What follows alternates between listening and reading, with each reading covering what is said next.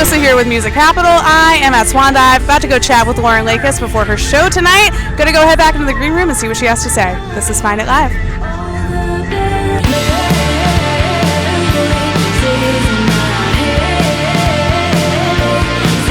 I'm here with Lauren Lakis at Swan Dive. It is Friday the 13th, and that seems like a pretty appropriate time to release an album and then celebrate that.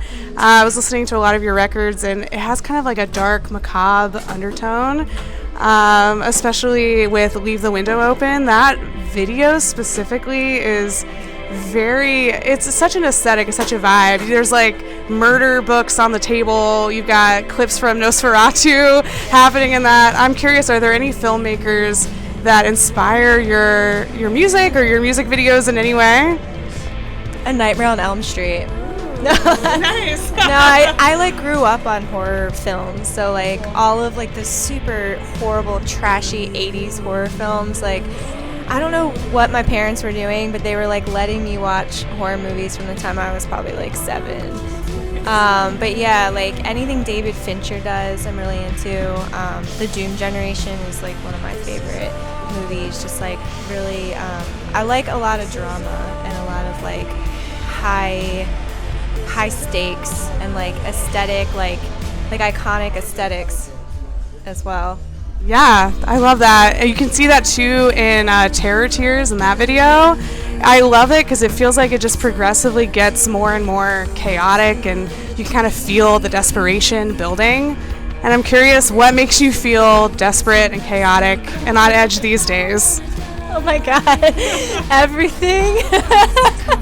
Like what doesn't? I can just tell you what doesn't make me feel anxious and chaotic, and that would be like trees and cats. Like, yeah, like good coffee. Actually, that probably makes me anxious, but it's fine.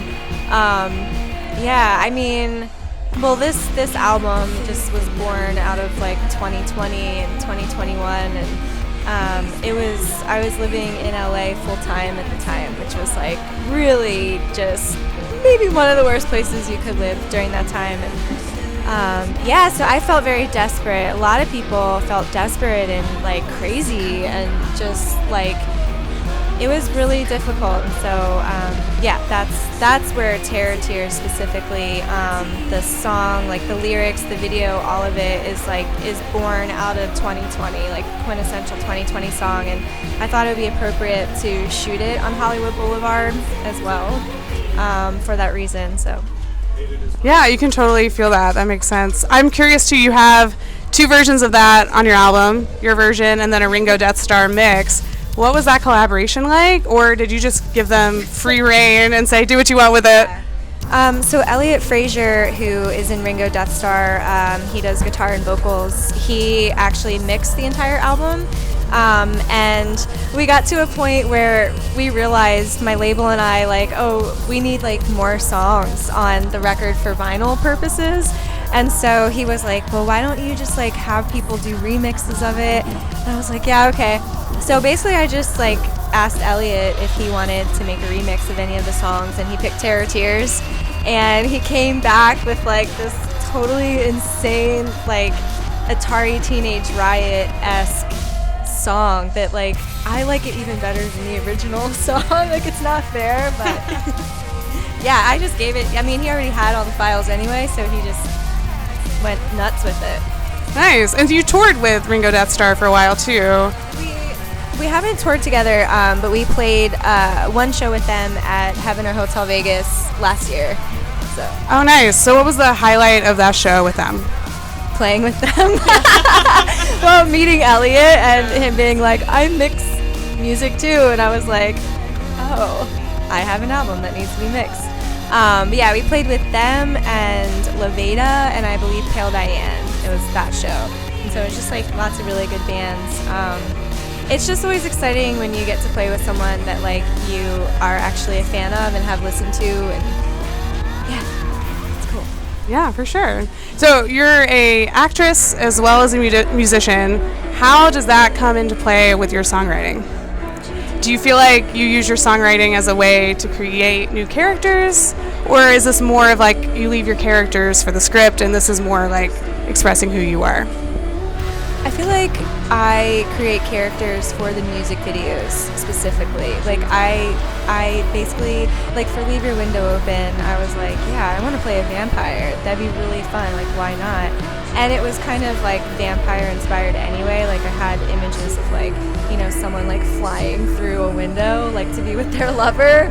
And so, yeah, like I've made some really, really like high drama music videos where I'm like playing different characters, but I think like from the actor standpoint, you're bringing to life someone else's words, someone else's story, and sometimes you can relate to that, but it's not yours, like it's not mine, it's not my story, and so with music I get to tell my story completely, you know, it's like everything that I can't get out as an actor, I do it through music. Yeah, I love that. So I know you're about to hit the stage in a minute, but one last question. You've played in LA a lot. You play in Austin a lot. Austin's a little spicy towards people who move here from LA, but who has the better crowds, LA or Austin? There's probably a correct answer here. I'm just leading you toward one. They're different. They're different.